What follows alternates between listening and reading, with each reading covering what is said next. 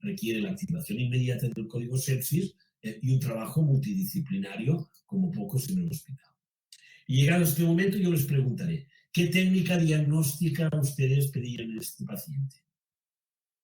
Prioritariamente se conformarían con una placa de tórax, le harían unas técnicas de imagen tipo escáner o resonancia magnética, cree que es obligado descartar ante todo una reacción alérgica y hay que mirar los alergenos.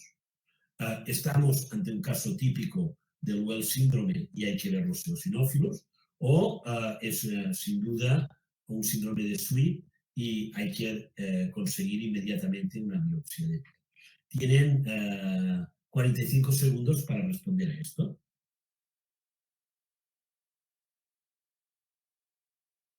Tic-tac, tic-tac, tic-tac.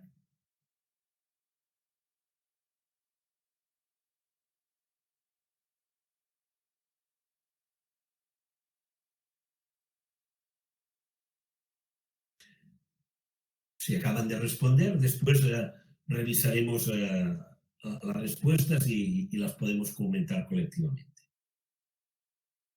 Muchas gracias. Continuaremos con el proceso diagnóstico.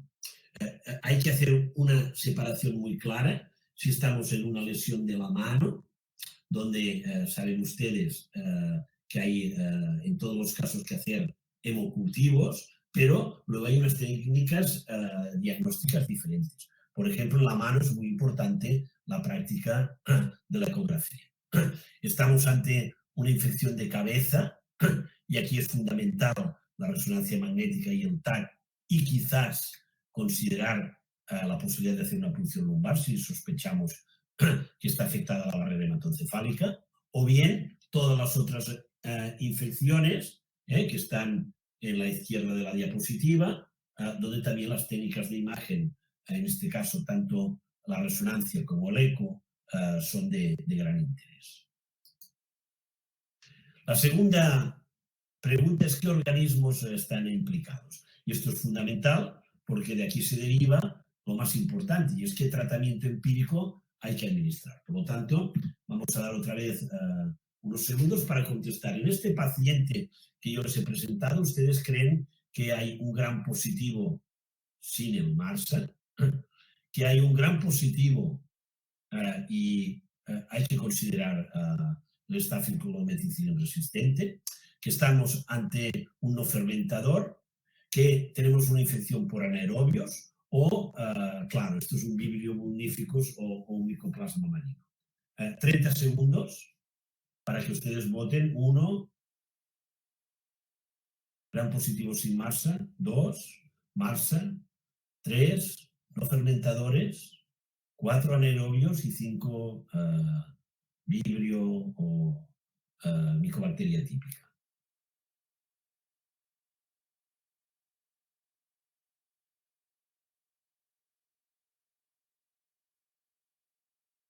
Muy bien, muchas gracias por su respuesta.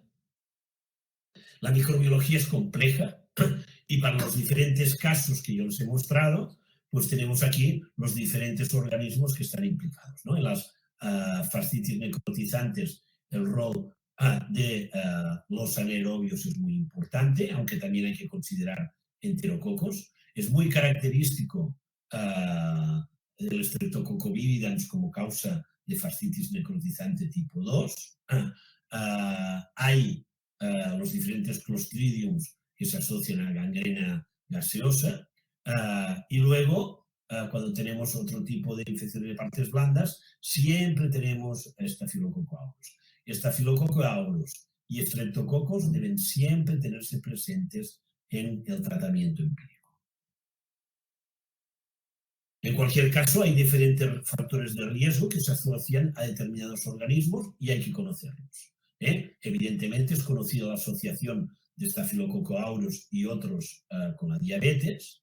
la afectación de la cirrosis afectando sobre todo a enterobacterias, la asociación entre neutropenia y pseudomonas aeruginosa, la mordedura de determinados animales que debe hacernos sospechar determinados organismos, los contactos con animales, y recordemos que este paciente trabajaba en contacto con cerdos, con chancho, y esto es un factor de riesgo muy importante para el MARSA comunitario. El contacto con reptiles, aquí en el Arenal hay unos excelentes spas donde hay riesgo de determinados organismos, los que están en el mar tienen otro tipo de organismos, y sin duda ustedes conocen muy bien la afectación en drogadictos en cualquier caso. En este caso, les preguntaré qué tratamiento empírico ustedes elegirían. Amoxiclavulánico, ceftazidina vibartán, tigecyclina, ceftarolina o linezolid. Tienen 30 segundos para contestar. Opción 1, aumentine. Opción 2, cefta-avi, tigecyclina, ceftarolina o linezolid. Todos son tratamientos adecuados para las infecciones de partes blandas, pero hay que personalizar. Por ejemplo, tenemos muy claro que hay que diferenciar entre infecciones no purulentas y purulentas. En las purulentas siempre que hay que pensar en el Staphylococcus aureus. Y la segunda cosa que hay que diferenciar entre si la infección es grave, en color rojo, o si la infección es moderada o leve, amarilla. Y aquí están las diferentes opciones recomendadas, en este caso por los algoritmos de la INSA.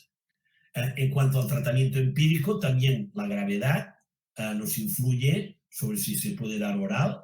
Evidentemente, este es un caso muy grave, hay que ir a la administración endovenosa, hay que diferenciar qué patógenos son importantes, anaerobios o no, y luego el otro elemento clave es si hay factores de riesgo para METIR o no.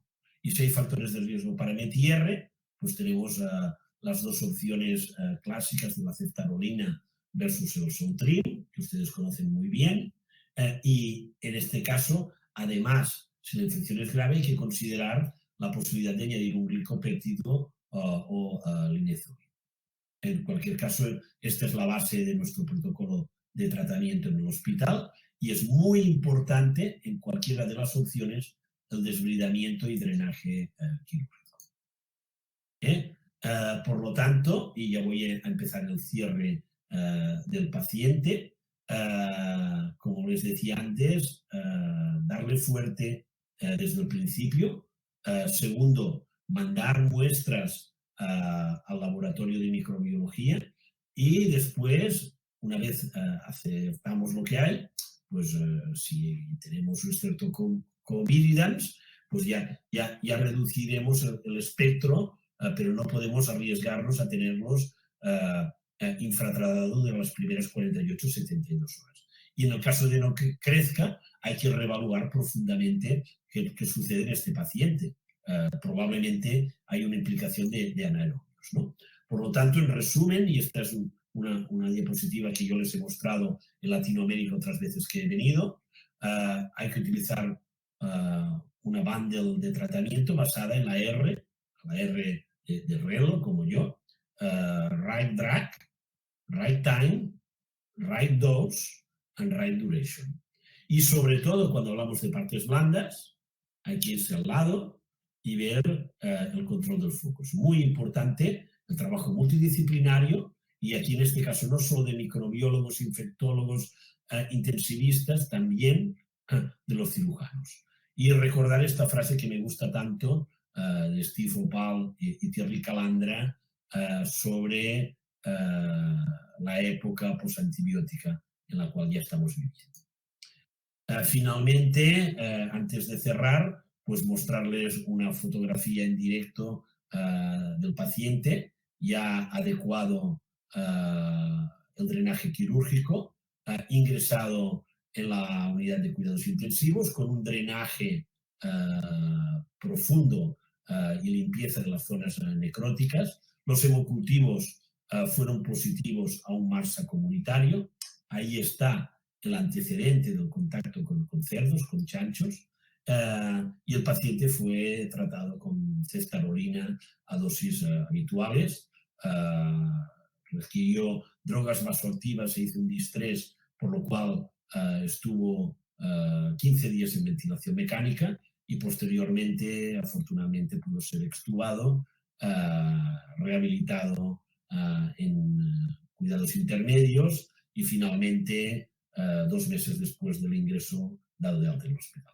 Espero que lo hayan disfrutado y después pues estoy a su disposición para comentar, discutir, compartir todos aquellos aspectos que sean de interés. Muchísimas gracias por la oportunidad de estar esta tarde con ustedes desde Barcelona.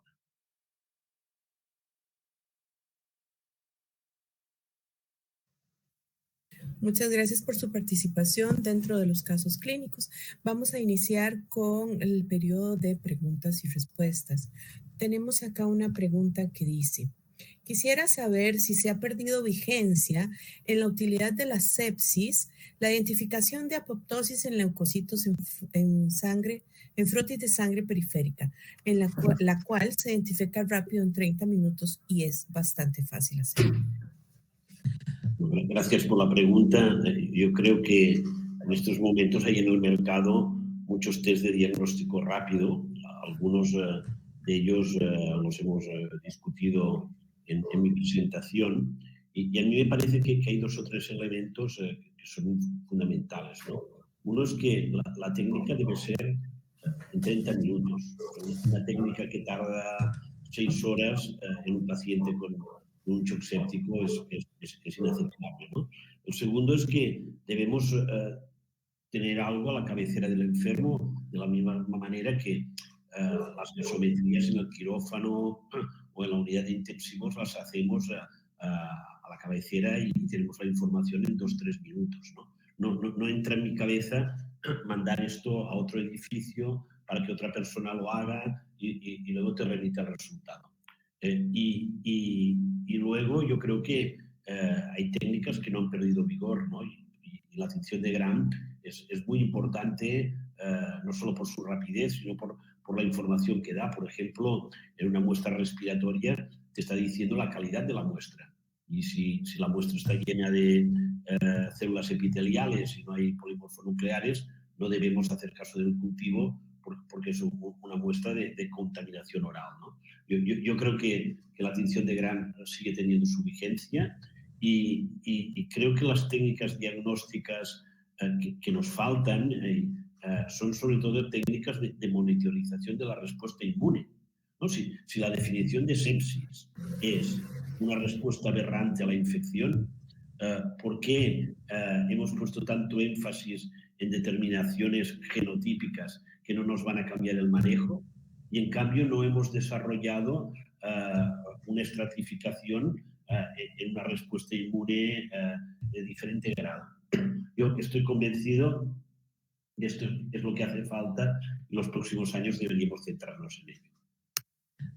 En referencia a esto, por ejemplo, la utilización ahora de Machine Learning, utilizando variables que son, entre comillas, tradicionales, como la leucinopenia, lo que ha comentado de la apoptosis, la albúmina, combinando diferentes factores, se ha visto que mejoran la detección precoz y la estratificación de riesgo, ¿no? Entonces, creo que ese es otro campo, ¿no? Además de lo que comentaba Jordi, de las nuevas perspectivas, nuevos biomarcadores, es la combinación de biomarcadores o estratificación inmunológica de los pacientes basada en la información que tenemos, que es, vamos a decir, clásica, ¿no? Pero la combinación de esto, utilizando Machine Learning, haciendo la individualización del paciente, es también una parte del futuro que podemos utilizar con costes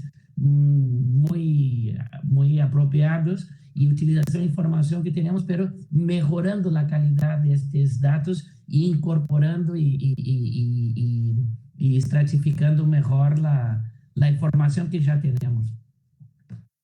Gracias. Y con esto, pues, ya dieron respuesta a la siguiente pregunta, que lo que dice es que si es posible mejorar el tiempo de respuesta con una plataforma que optimiza mediciones o el desarrollo de biosensores, y sería preferible medir múltiples biomarcadores al tiempo o enfocar en una sola prueba. Así que, pues, lo hemos cubierto con esta primera pregunta. La otra dice, en el tratamiento de pacientes sépticos, ¿qué opinión tienen de utilizar inmunoglobulina M? Eduardo, tuyo. Sí, bueno, hay un estudio que se publicó en CHOC hace unos 12, 15 años que se reclutaron los pacientes en Uruguay, en Montevideo y en Argentina y quedó muy claro que la administración de inmunoglobulinas en el shock séptico no cambiaba el pronóstico, ¿no? Yo creo que una situación diferente es las infecciones víricas, ¿no? En las neumonías víricas graves, la administración de inmunoglobulinas sí que tiene un rol, pero yo no lo generalizaría a las infecciones bacterianas o fúngicas.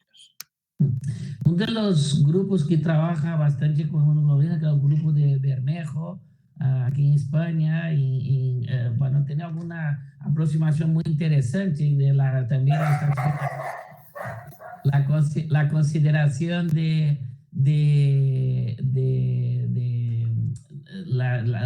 que llamaba la nueva disfunción orgánica, que era la inmunológica, ¿no? Que no consideramos la bilirrubina, pero no.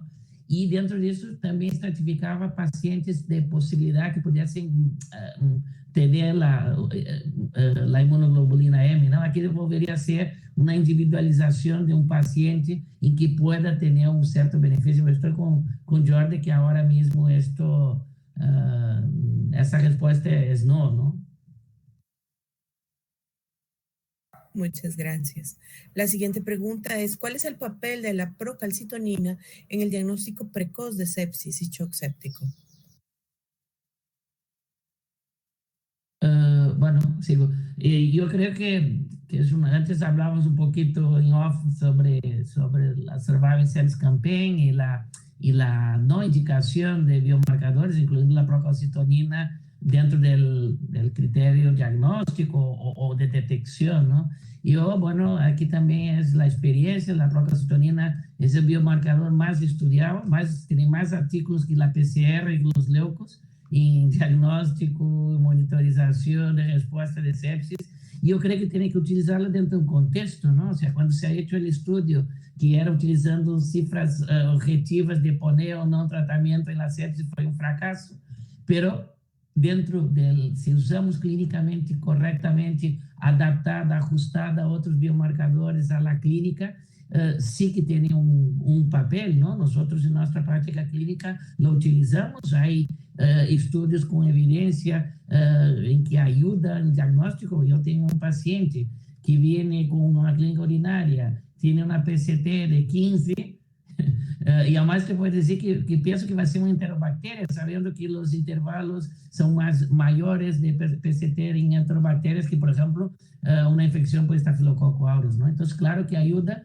pero en un contexto, ¿no? Y voy a tener pacientes con una infección bacteriana que la PCT no va a ser alta, y voy a tener un paciente con una pancreatitis no infectada que voy a tener PCT. Por ejemplo, nosotros medimos PCTs en los pacientes con cirugía colónica y son altos, y el paciente no tiene una infección, ¿no? Por lo tanto, como siempre, aquí hay que individualizar el tipo de paciente, pero en mi opinión práctica, en revisión de la literatura, Plus One ha dicho en algunos artículos de infección respiratoria que sí podemos usarla para ayudar en el diagnóstico. Excelente, gracias, doctor. En la siguiente nos dicen que si en su experiencia, en las infecciones por fasciitis necrotizantes, ¿tiene alguna utilización o alguna funcionalidad la cama hiperbárica? Bueno, sí, no hay duda de que la administración de oxígeno hiperbárico en pacientes con esta situación de fascitis necrotizante tiene unas ventajas y una eficacia terapéutica.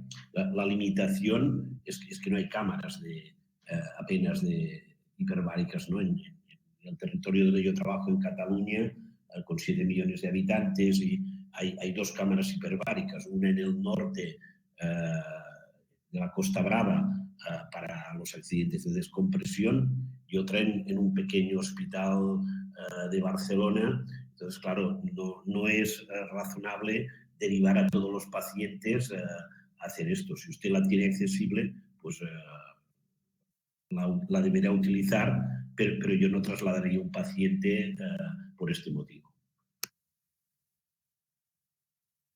Claro.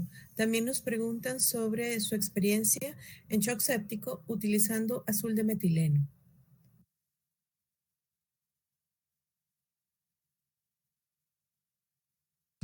Yo no tengo experiencia, no he utilizado. No, la única utilización es en el diagnóstico, ¿no? Cuando sospechas una fístula digestiva y quieres documentarlo, ¿no?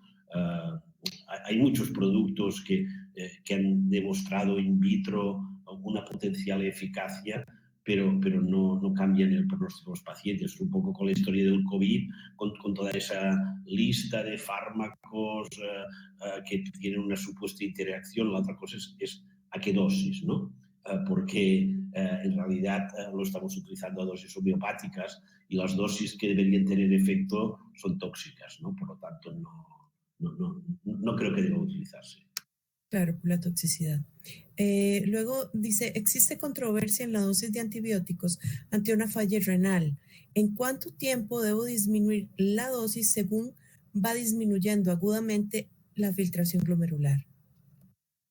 Esto también está más o menos determinado. También tenemos que hacer una monitorización, pero que sabemos que la disminución en las primeras dosis tiene que ser dosis plenas, ¿no? Generalmente consideramos las primeras 24 horas, pero eso también va a depender un poco de la situación del paciente, la gravedad, ¿no? O sea, damos ese margen de 24 horas y después ajustar según la función renal, pero que también tenemos que ajustar según la función renal, según la función hepática, el volumen de distribución.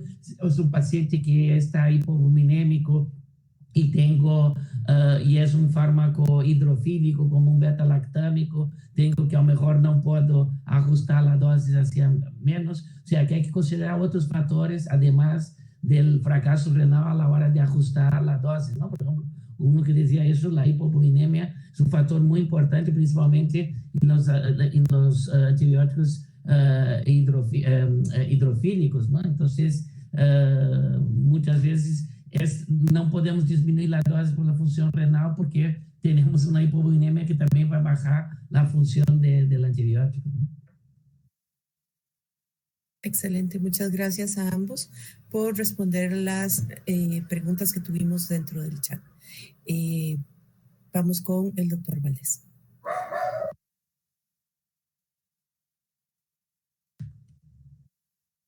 Doctor, está con el mudo.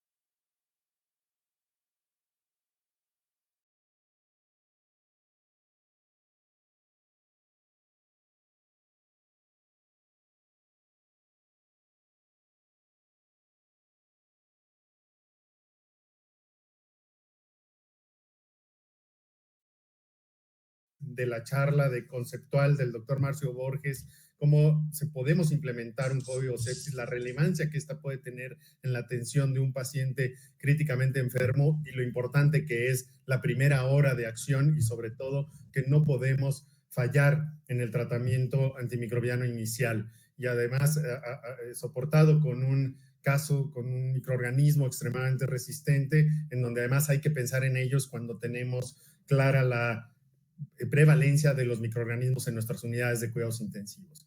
Y luego el doctor Relo nos compartió de una manera también muy elegante cómo podemos nosotros ser precisos aún en una infección complicada de piel y tejidos blandos, y que además lo determinante que es el poder hacer una selección adecuada del tratamiento antimicrobiano y, por otro lado, analizar el contexto global del paciente para poder echar mano de todos aquellos elementos de precisión que nos lleven a un mejor desenlace en las intervenciones que nosotros hacemos desde el punto de vista de soporte quirúrgico y también, lógicamente, antimicrobiano. Así que, doctores Marcio Borges, doctor Relo, muchísimas gracias. Ha sido un deleite tenerlos con nosotros en estas ediciones de Expert Meeting, que ahora le hemos puesto Expertos en Acción. Y gracias por permitirnos verlos en acción.